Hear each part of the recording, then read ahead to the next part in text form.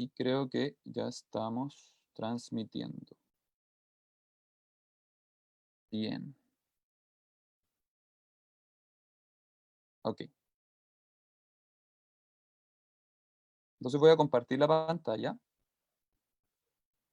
Un mantra para que quienes quieran puedan cantarlo conmigo. ¿Sí?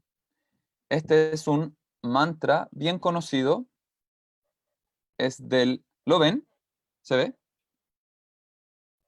¿Sí? Se ve muy Bacán. bien. Súper, gracias. Este mantra, esta vibración sonora, esta herramienta sónica, es de un texto conocido como Upanishad. Es parte de los textos del Veda que más filosofía contiene. El Veda es el cuerpo de conocimiento y sabiduría que emerge hace miles de años atrás en India y que significa, Veda significa literalmente conocimiento, ¿sí? Entonces cualquier conocimiento válido es Veda. Por lo tanto, el Bhagavad Gita es parte de el Veda. Este mantra que está acá es parte del Taittiriya Upanishad y se le llama Shantipata. Hay distintos Shantipata o mantras, exposiciones de la paz. ¿Ok? Este es un mantra para la paz. Y este es un mantra que en particular se recita en general antes de comenzar cualquier estudio del Veda. ¿Por qué? Porque aquí dice en inglés, lo voy a traducir, que la divinidad nos proteja juntos, que nos nutra a ambos, que podamos adquirir fuerza, vigor juntos, juntes, que nuestro estudio sea brillante y que no exista enemistad o conflicto entre nosotros. Aquí el mantra comienza acá y tiene este AU o estas U finales. Eso quiere decir que está hablando de dos personas. En el sánscrito existe singular, plural y a diferencia del español también dual. Entonces cuando yo quiero referirme a dos personas en particular, ocupo ciertas terminaciones, en este caso el AU o la U. ¿Sí? Entonces este es un mantra que se utiliza para iniciar los procesos de aprendizaje, de estudio, de reflexión, para que exista paz entre las personas que están estudiando. ¿Sí? Entre quien facilita y quien recibe. ¿Ok? Lo voy a recitar yo solo primero para que conozcan cómo se recita. No voy a entrar en las particularidades de la recitación védica porque eso sería una exposición extra. Así que pueden escucharlo, si es que nunca lo han escuchado, pueden escucharlo y luego yo lo voy a cantar una vez más y lo tratamos de cantar en conjunto, ¿ok? Primero lo voy a cantar yo solo. Om Shri Guru Bhyo Namaha Harihi Om Sahana Bhavatu Sahanau Bhunaktu Saha Vidyang Karavavahai Tejasvi Navadhitamastu Ma Vidvishavahai Om Shantish Shantish Shantihi Harihi Om. Ahora lo podemos recitar en conjunto, podemos juntar nuestras palmas para disponernos positivamente hacia este estudio, que no es cualquier tipo de estudio. Nuestro corazón tiene que abrirse para poder integrar, asimilar, comer la información y transformarla en conocimiento, en sabiduría. ¿Sí? Entonces comenzamos acá arriba y luego continuamos con lo que está acá abajo. ¿Ok? Esta parte es solo un título, así que esto no se lee. Inhalamos para comenzar. Shri Guru Bhyo Namaha Harihi Om Sahana Vavatu Sahanau Bhunaktu Saha Vidyang karavavahai tejasvinavadhitamastu ma vidvishavahai. Om Shanti Shanti Shanti Hari Om.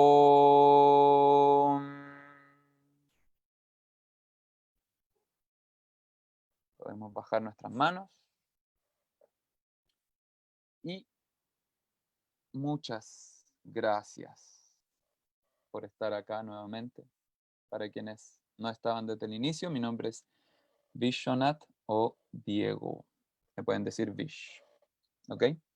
Entonces, la idea de este espacio es poder reflexionar, poder aprender, comunicarnos en relación a este texto maravilloso llamado el Bhagavad Gita. ¿Sí? En general, la metodología de estas reuniones será un primer espacio donde voy a exponer acerca del Bhagavad Gita y luego abrir el espacio para la reflexión, las dudas, los comentarios, vuestros sentires, pensares, etcétera, en relación a este profundo texto. ¿Bien? Así que para iniciar, me gustaría compartir con ustedes una presentación que, como les comenté al principio, se extrae en gran medida esta presentación de el curso de formación que tenemos en nuestra escuela, ¿sí? Pero que se adapta para lo que estamos haciendo ahora, ¿bien? Este espacio de estudio y reflexión. Entonces, primero contextuar para quienes nunca han escuchado acerca del Bhagavad Gita. El Bhagavad Gita es un texto muy antiguo que se pone por escrito hace miles de años atrás en la antigua India. Bhagavad Gita significa literalmente la canción del todo atractivo o la canción de Dios. Ahora, vamos a tener que indudablemente reflexionar muchísimo acerca de qué se entiende por Dios, pues para nada tiene que ver con la concepción que generalmente manejamos en Occidente en relación a la divinidad, ¿sí? Ese es un tema que vamos a tocar indudablemente durante estos espacios. Por ahora, hablemos de la supraconciencia, ¿bien?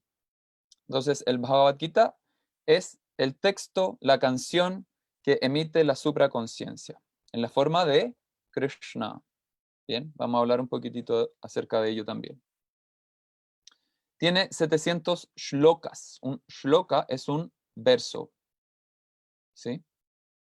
Me escribieron por interno que quizás sería bueno grabarlo, me imagino que esta reunión, debido a que va a estar traspasándose por el Facebook, ahí va a quedar grabado, ¿sí? Por si lo quieren ver después o si lo quieren compartir con alguien, va a quedar grabado en el Facebook de la escuela, que es Dhatri, D-H-A-T-R-I, ¿sí?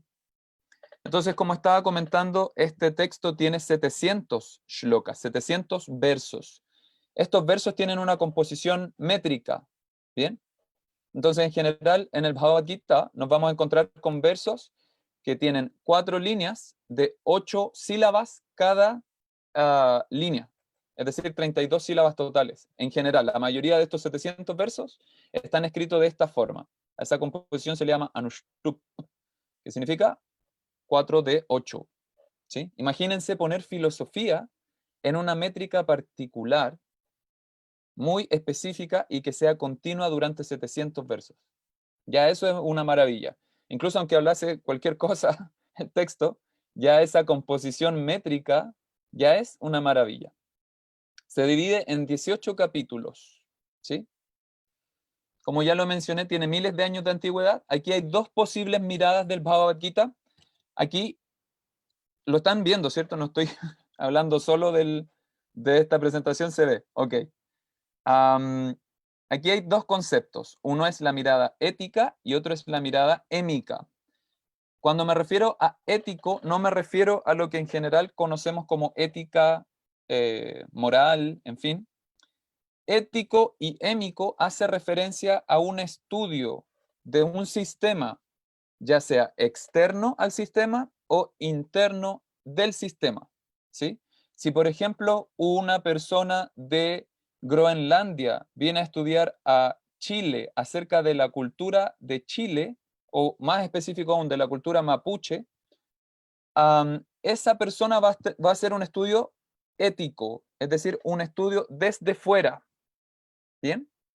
Mientras que aquello que una persona mapuche hable acerca de su propia cultura es una mirada émica, es decir, una mirada desde adentro, una mirada interna. ¿Bien? Entonces, podemos ver así de la misma forma el origen del Bhagavad Gita. Desde una mirada externa, desde afuera, y esto es por académicos que han estudiado filológicamente el Bhagavad Gita y otros textos asociados, lo datan con aproximadamente una fecha de 2000 a 1500 años de antigüedad aproximadamente. ¿Sí? Esa es la fecha que generalmente se propone para la escritura del Bhagavad Gita. Bien, aún así, esta misma mirada externa o ética también concuerda con que el Bhagavad Gita puede ser mucho anterior a aquello en una forma oral. ¿Sí? Es decir, que se transmitía verbalmente y no necesariamente se había escrito antes.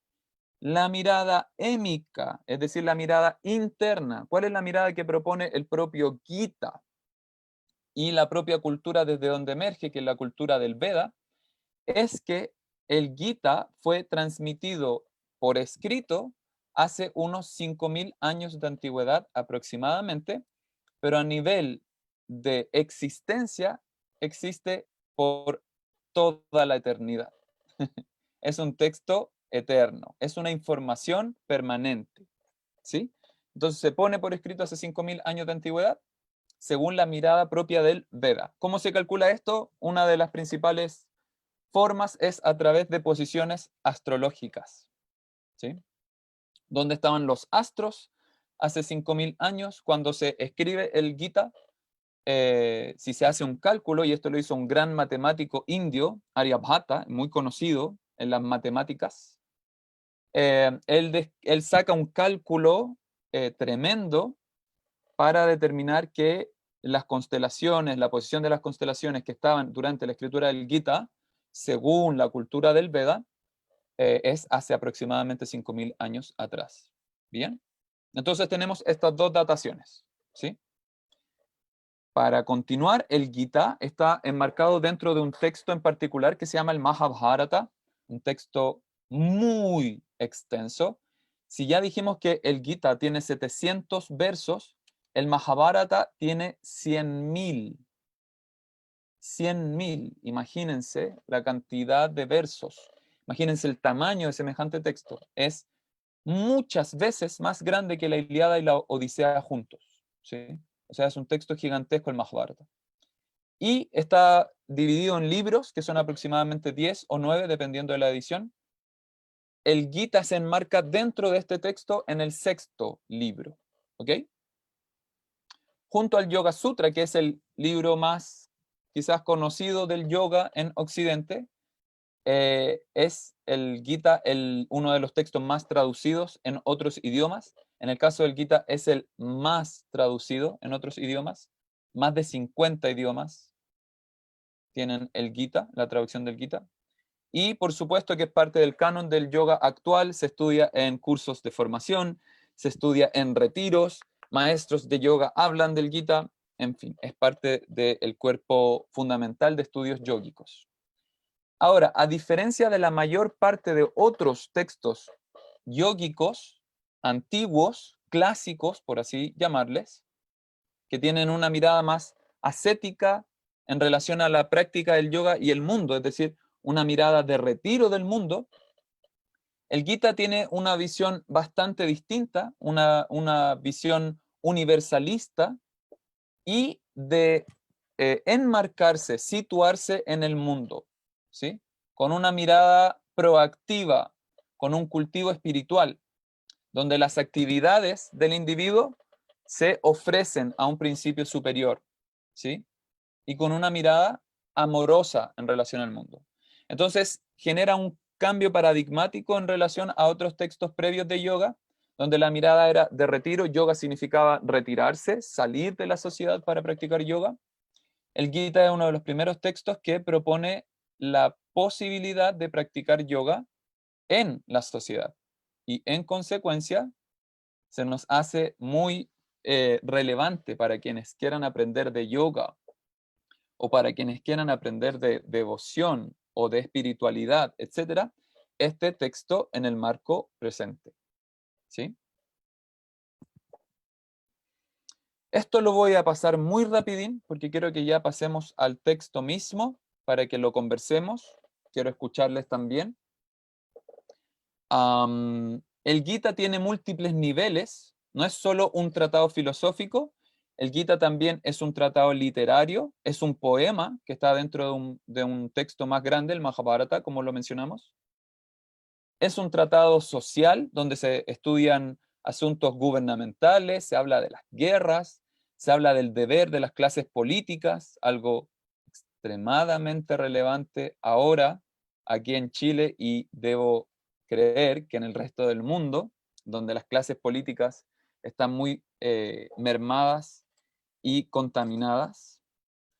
Es un tratado ético donde se establece la naturaleza del deber, de la acción y cómo esto repercute en la sociedad, cómo es que la sociedad se sostiene por el actuar del individuo.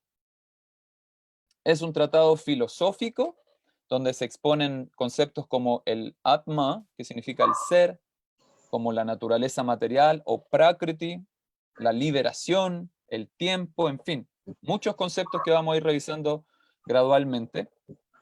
El Gita también es un tratado escritural, es decir, para ciertas tradiciones, ciertos linajes, es una escritura sagrada, ¿sí? Se le considera el canto de Krishna, quien se considera como una manifestación de la divinidad. Ahí en la foto, de hecho, en la foto, claro, fue sacada con un iPhone hace 5.000 años atrás. En esa imagen que está al lado de Krishna con Arjuna, Krishna le está mostrando a Arjuna su divinidad, ¿sí? Expresando divinidad.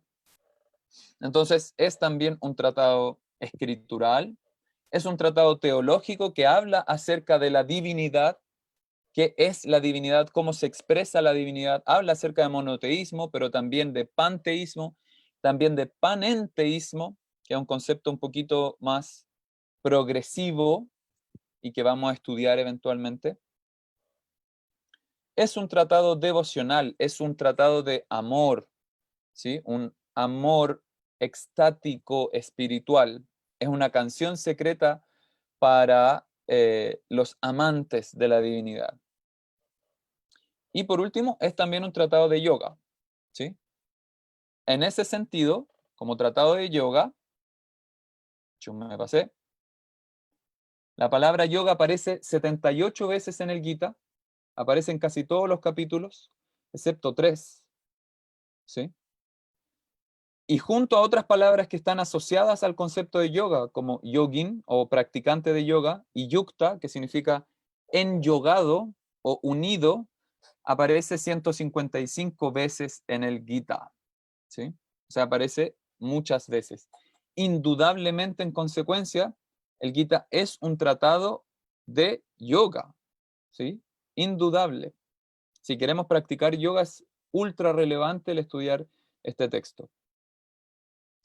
En el Gita, el yoga, podemos hablar de yogas. A mí, de hecho, no me gusta mucho hablar de yogas, tanto como no tiene sentido hablar de el feminismo, sino que los feminismos. De la misma forma, no hay un yoga, hay yogas. ¿Bien?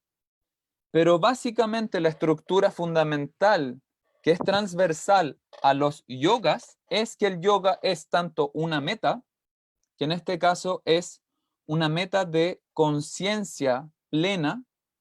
Eso es yoga, es un estado de conciencia plena. Y yoga también se entiende como una práctica, como un camino para alcanzar tal meta. Entonces, yoga es tanto la meta como la práctica para encontrar esa meta. ¿sí?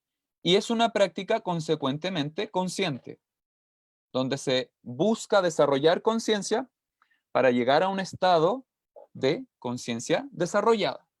¿Ok? Los principales tipos de yoga que se describen en el Bhagavad Gita son el karma yoga, el yoga de la acción, que lo vamos a ir estudiando, por supuesto, mientras progresemos. El jnana yoga, el yoga del conocimiento. El bhakti yoga, el yoga de la devoción o el amor. Hay otros tipos, entre comillas, de yoga, como el buddhi yoga, otras aplicaciones del yoga. Buddhi yoga, yoga del intelecto.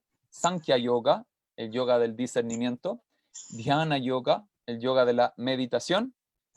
Y, contrario a lo que muchas personas actualmente entienden, en el Gita no se habla de Raja yoga. ¿Sí? El Gita en ningún momento menciona el compuesto Raja yoga. ¿Bien? Con esto terminamos el contexto. Antes, mencionar algo, ustedes donde dice participantes, pueden hacer clic donde dice participantes, ahí hay una opción para levantar la mano, ¿ok? Si es que tienen algún comentario, alguna pregunta mientras estoy hablando algo, levanten la mano y le damos, ¿ok?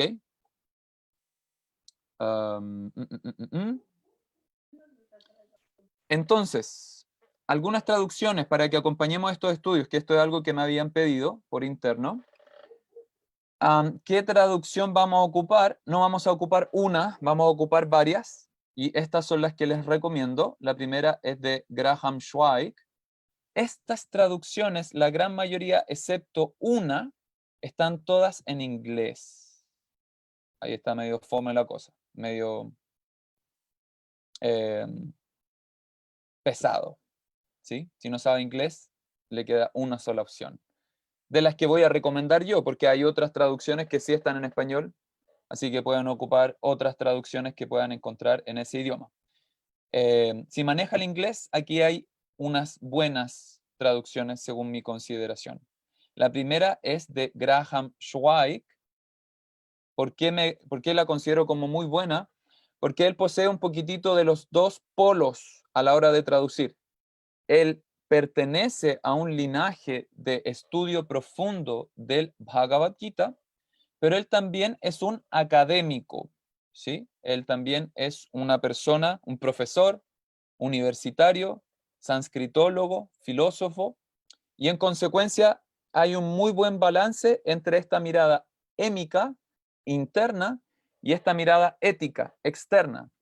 Cuando una persona traduce desde una mirada externa, completamente externa, solo académica, por ejemplo, en general sufre de carencia de contexto, no entiende ciertos contextos que en el sánscrito son imprescindibles. El sánscrito es un lenguaje contextual, no se puede entender si no entiendo el contexto, así de literal, no se puede entender.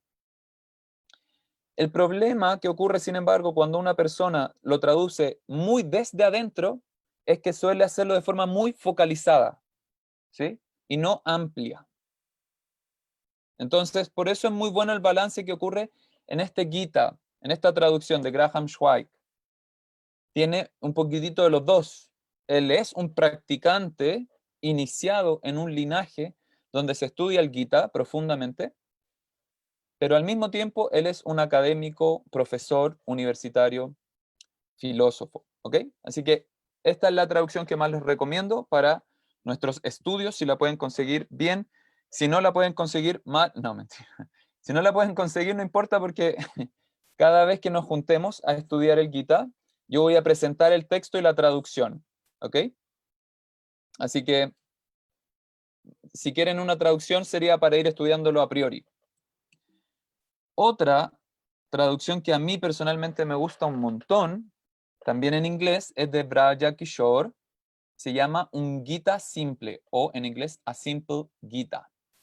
¿Qué tiene de interesante esta traducción? Que no es una traducción palabra por palabra, ¿sí? Lo que es de interesante es que se narra como un diálogo, pues eso es el Gita. Es un diálogo entre dos personas, entre Krishna y Arjuna, ¿ok? Y a veces cuando uno lee mucho comentario o traducciones muy al pie de la letra, se pierde la esencia de que es una conversación, ¿sí? Hay metalenguaje, hay miradas, hay gestos, hay detenciones, ¿sí? Eso en general en el Gita, en el sánscrito del Gita, no está necesariamente explícito. En el Gita simple de Vrajakishore se hace explícito. Entonces, en algunas partes, por ejemplo, del texto, Vrajakishore escribe, y entonces Arjuna miró a Krishna con cara de incredulidad y le preguntó, todo lo anterior no está en el Bhagavad Gita, ¿sí? Eso es algo que él estudió de comentaristas previos clásicos. Entonces es un muy eh, fácil de leer libro. Un libro muy fácil de leer, muy digerible. Tercero, el Bhagavad Gita tal como es de Bhaktivedanta Swami es la traducción del Gita que más idiomas ha llegado. Se han distribuido millones de copias de esta traducción.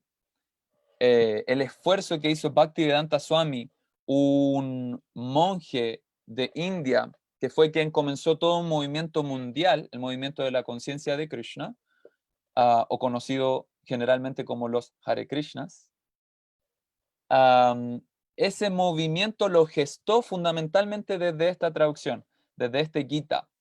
Lo hermoso que tiene este Gita es que es súper completo. Tienen el Devanagari, que es la escritura, este tipo de escritura en particular, donde vemos estos símbolos. Tiene la transliteración, es decir, cómo podríamos leer esos símbolos. Tiene una traducción palabra por palabra. Tiene una traducción completa.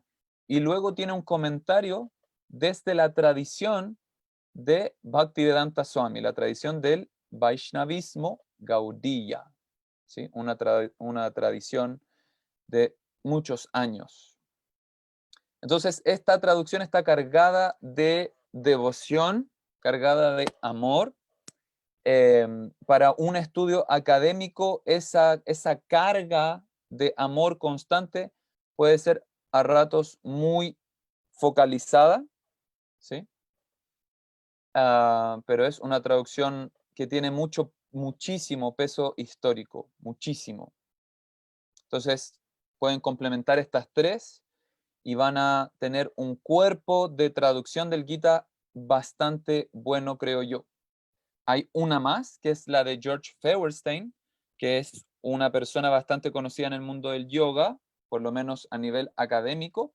Él también tiene esta connotación de ser tanto practicante como académico, y es una traducción bastante fluida de leer, súper buena también. Esos son los 4 traducciones que les recomiendo, ¿sí? Hay más traducciones, todas tienen sus méritos y deméritos, pero estas 4 considero que son, el juntar estas 4, creo que es un muy buen estudio, y es lo que generalmente vamos a hacer a nivel de estudio, ¿ok? Hay un link que está aquí, y que no sé cómo podrían sacar de esto, pero si escriben bhagavadgita.us, les va a salir en Google indudablemente. Me avisan por interno que Pablo Pablo tiene levantada la mano. Pablo, si quieres, saca el silencio del micrófono. Hola, soy Paulina, estoy con una cuenta que no me di cuenta. ¿Me escuchas? No hay problema, Paulina. Hola, bienvenida. Quería preguntarte, el Gita que tú dices ahí, que es el que está en español, ¿ese es el que se encuentra en los Krishna? ¿Es el Sí, mismo que está en los exactamente. Krishna? Ya, perfecto. El mismo de los Krishnas. Ya, muchas Sí. gracias. Entonces, a eso, de nada, pues feliz. A eso me refiero con que para algunas personas de enfoque más académico puede resultar muy ligada con esta línea de, como tú lo mencionaste, de el Hare Krishnaísmo, que para otras personas puede ser tremendamente significante porque proviene de una tradición eh, muy potente de India. Entonces va a depender de qué balance le quieras dar tú, ¿sí? Por supuesto que los comentarios también se deben entender dentro de contextos. Así que eso, sí, es la traducción que generalmente vas a encontrar en los centros Krishnas. ¿Sí?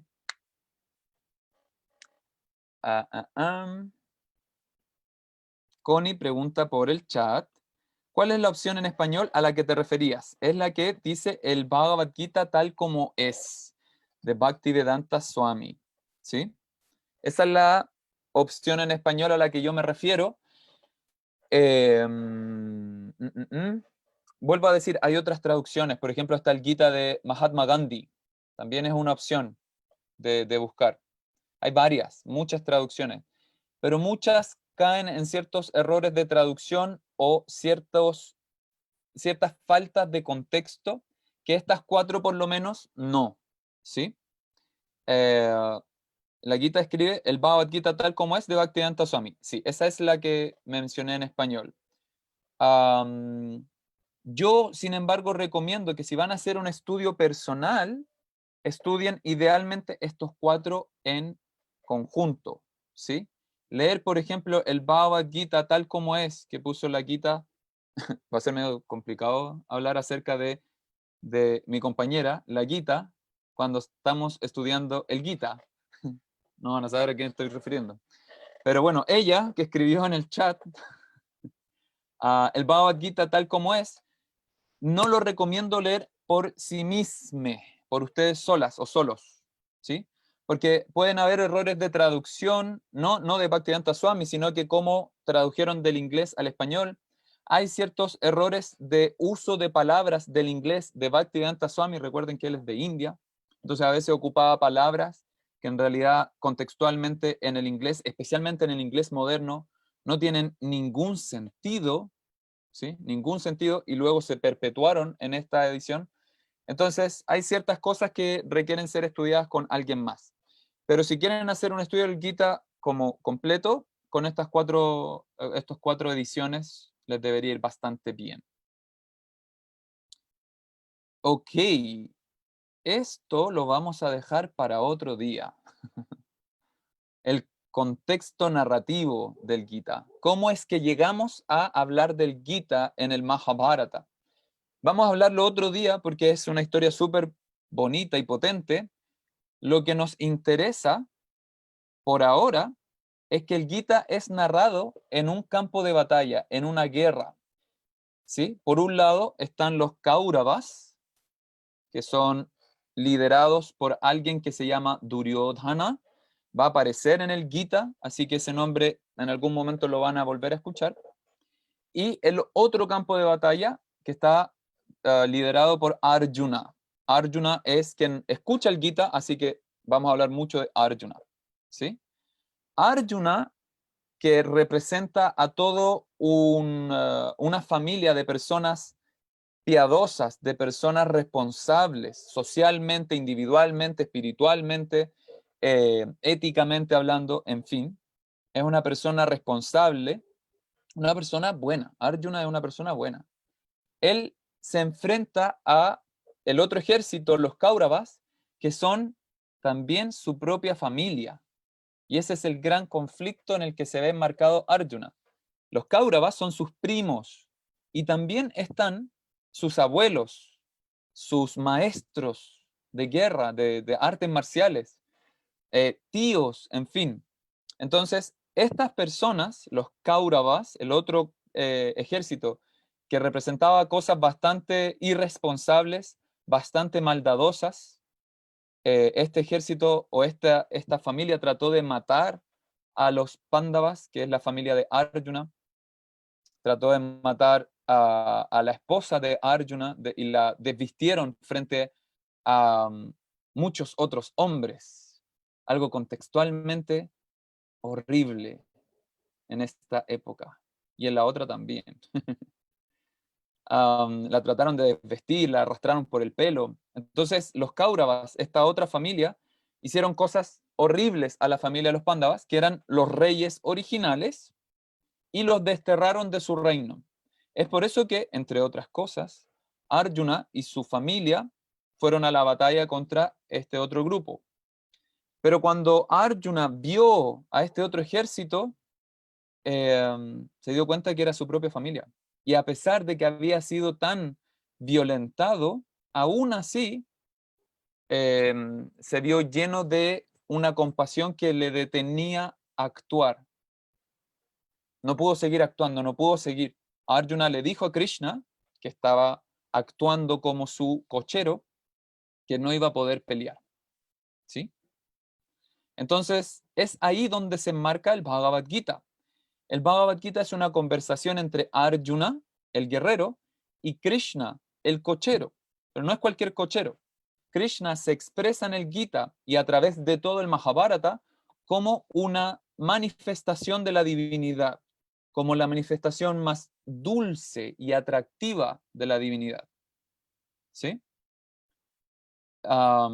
Entonces Arjuna tenía la fortuna de estar con esta personalidad divina que le iba a transmitir conocimiento.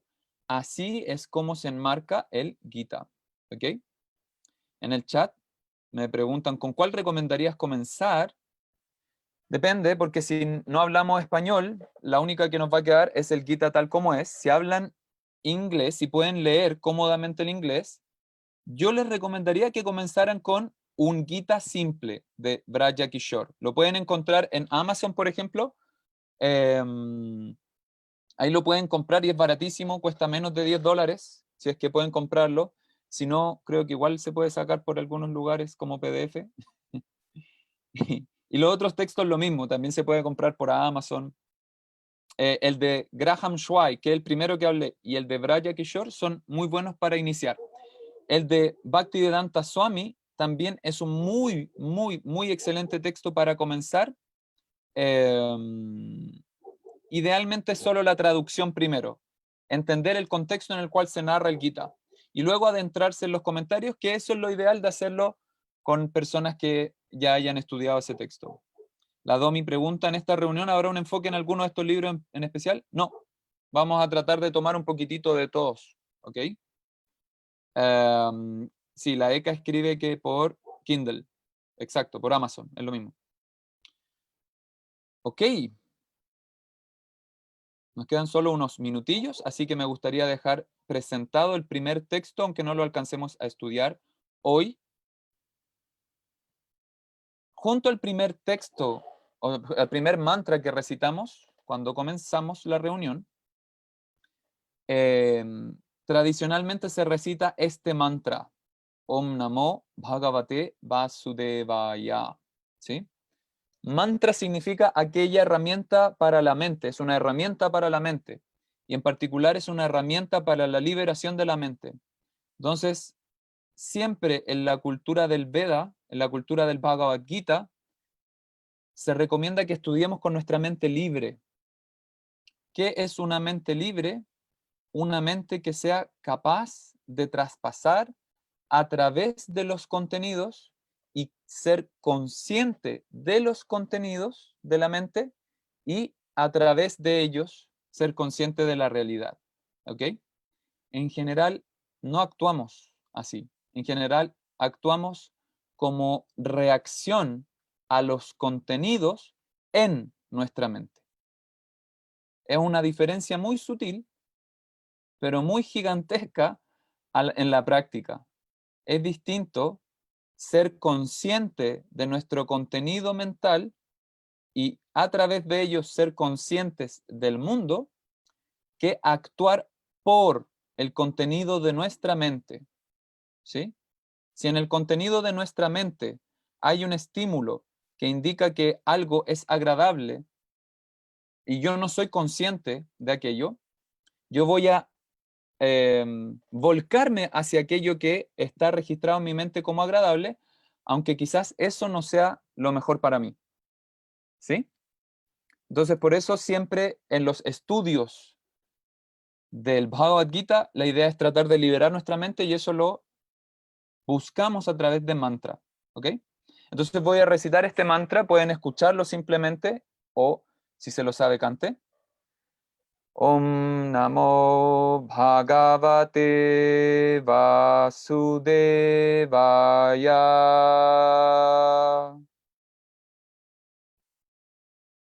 Con esto le damos nuestros respetos a la divinidad que reside en todo. Todo es divino desde la perspectiva del Gita. Este es el primer shloka, este es el primer verso con el que se abre el Gita. Y lo voy a dejar aquí simplemente para que lo exploremos en nuestra siguiente reunión, en el siguiente viernes. El verso dice, lo voy a leer en sánscrito, el sánscrito es un lenguaje hermosísimo, ¿cómo no leerlo?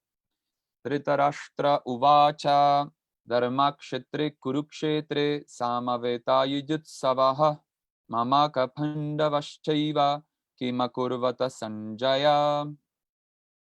Este verso dice, Dhritarashtra dijo, oh Sanjaya, ¿qué hicieron mis hijos y los hijos de Pandu después de reunirse en el lugar de peregrinaje de Kurukshetra con deseos de pelear? ¿Ok?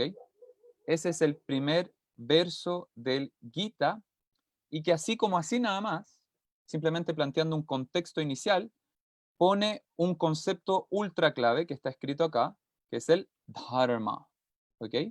En la siguiente reunión vamos a hablar acerca de ese concepto, y ahí indudablemente vamos a tener más tiempo para que podamos reflexionar y conversar. Ahora, como la idea era presentar el contexto, se nos fue un pelín el tiempo. Aún así, quiero saber si es que tienen comentarios, preguntas, dudas, críticas, chistes, donaciones, etcétera. Voy a dejar de compartir para poder verles.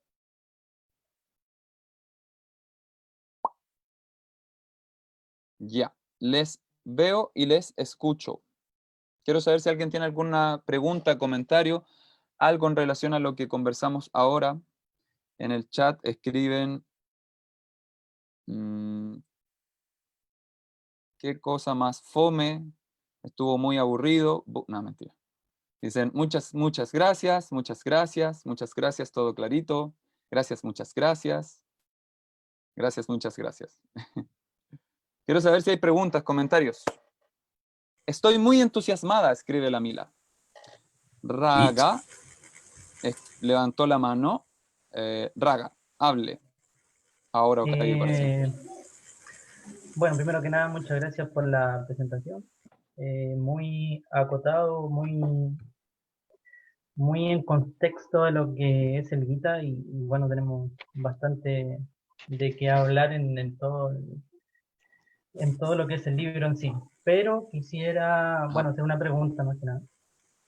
En el Bhagavad Gita se hablan de muchos tópicos, muchos temas, de los cuales son muy candentes al día de hoy. Que uno puede abrir el libro y puede decir, mira, esto pasa ahora. Considerando que esto se escribió o se habló hace 5.000 años atrás, uno podría decir que las personas que estaban hablando quizás sabían lo que iba a pasar ahora en este tiempo, 5.000 años después. Es como que si hubiesen tenido como un poder o algo para saber que estos temas son relevantes en el tiempo. Pero por otra parte, como dijiste en la presentación, el Bhagavad Gita es eterno. Entonces, por lo tanto, esta conversación es eterna en cualquier parte del tiempo o en cadena de lo que queramos hablar. Entonces, ¿estos problemas siempre pasan en la eternidad o es solamente ahora? Pareciera ser que estos problemas ocurren constantemente. La lucha eterna del bien y el mal. Sí, todas estas cosas que se van a hablar en el Gita son contextualmente aplicables en el día de hoy. Ahora la pregunta es el cómo. ¿Cómo lo vamos a aplicar? Eso es lo relevante. Porque claro, podemos entenderlo con la cultura donde se describe el Gita, que no lo es, no es la misma cultura en la actualidad. La gente no se vestía igual que ahora, la gente no hablaba con las mismas palabras que ahora, la gente no tenía celulares, etcétera, etcétera, etcétera. Entonces, el cómo vamos a entender el Gita, ese es nuestro trabajo, y para eso es este espacio. Esa es la idea de este espacio, que reflexionemos. El cómo podemos aplicar todas las cosas que vamos a empezar a estudiar, a aprender, a conocer, cómo es que se aplican, cómo la entiendo yo, qué significa para mí, ¿sí? Eso es lo relevante, ¿bien? Así que sí, el Gita es indudablemente muy aplicable en el día de hoy, pero requiere reflexión. No sirve simplemente meterse el Gita por una oreja y como si fuera un pendrive, meterlo por la oreja. No sirve. Necesitamos masticarlo, digerirlo. Queda muy poquito tiempo, entonces voy a leer unas preguntitas que hay. Fernanda pregunta, ¿Kurukshetra existe en la realidad? Primero deberíamos definir qué es la realidad y que va a ser un trabajo que trataremos de hacer en el tiempo, pero sí, en la realidad objetiva existe. Tú puedes ir hasta el día de hoy a India, al lugar llamado Kurukshetra, y hay cosas muy interesantes ahí. El mismo link va a ser este, así que para la próxima semana, a la misma hora, en este mismo canal, con este mismo link, Carlos pregunta, Fish. Así no me habían dicho nunca, pero me gustó. Fish. Escuché que el Gita era el libro de cabecera de Foucault. ¿Sabes algo de ello o qué versión habrá leído en su tiempo? Es muy probable, el Gita ha sido el libro de cabecera de muchísimos, muchísimos filósofos y filósofas y grandes mentes en la historia, así que es muy probable. Fer se tuvo que ir corriendo, se nos hizo cortito el tiempo, 1 hora, se nos pasaron volando. Paulina, con seudónimo Pablo, dijo, quiero comenzar ya a profundizar, yo también. Se nos hizo cortísimo el tiempo. Más preguntas, muchas gracias, clarísimo. A ver si hay algo, indudablemente lo relacioné con lo que está pasando hoy en nuestras propias familias, vivimos conflicto por diferentes posturas, particularmente lo vivo yo con la mía, dice Connie. Yes, sí, exactamente. Ahora esperemos que no se resuelva como lo tuvo que resolver Arjuna. Vamos evolucionando, pero como humanidad aún nos falta y es por eso que es súper relevante toda esta información. La Nila dice, debería ser 1 hora y cuarto. Pucha, sería bueno, ¿no? Sería bueno. Pero está bueno, así que quede con gusto a... Es bueno que quedemos con gusto a poco, para que en la siguiente reunión entremos así on fire. ¿Hay alguna pregunta, comentario ya para ir de cierre? Vish, alguien preguntó arriba, se te pasó una pregunta, si podrías repetir cómo recomiendas leer el Bhagavad Gita tal como es. ¿Cómo recomiendo leer el Bhagavad Gita tal como es? Con alguien que haya leído el Bhagavad Gita tal como es antes y que lo haya estudiado y analizado en profundidad. Si no tiene esa posibilidad, lea primero las traducciones, solo la traducción, para entender la línea narrativa del Gita. ¿Sí? Esa sería mi recomendación particular. En el chat, la Su pregunta, ¿cuántos textos se verán por clase? Depende cómo vayamos avanzando. Ahora, quiero dejar bien explícito que más que una clase va a ser un espacio de estudio y reflexión, donde yo voy a facilitar ese espacio a través de mis propios conocimientos que amorosamente me los han entregado personas previas a mí, y por lo tanto yo voy a exponer el verso o los versos a estudiar, pero el propósito fundamental es que los veamos desde distintos lugares. Así es como se desarrolla sentido, ¿sí? Si no, todo lo demás es solo información. Si es que la información no se ve desde distintos paradigmas y distintas perspectivas, es pura información. Mi idea con este espacio es que construyamos un sentido o sentidos en relación al Gita, ¿sí? Así que no es una clase, pero respondiendo lo específico, va a depender de cómo vayamos. En el primer capítulo hay muchos versos que son contextuales a nivel de qué está sucediendo y por lo tanto eso lo vamos a pasar más rápido. Pero luego en el capítulo 2, capítulo 3, probablemente vamos a ir avanzando verso por verso. Así que si nos toma 700 semanas, Puede ser. Ya. Creo que vamos a dejar por ahí por hoy, a menos que alguien tenga así una pregunta, pero así a morir. Muchísimas gracias por estar.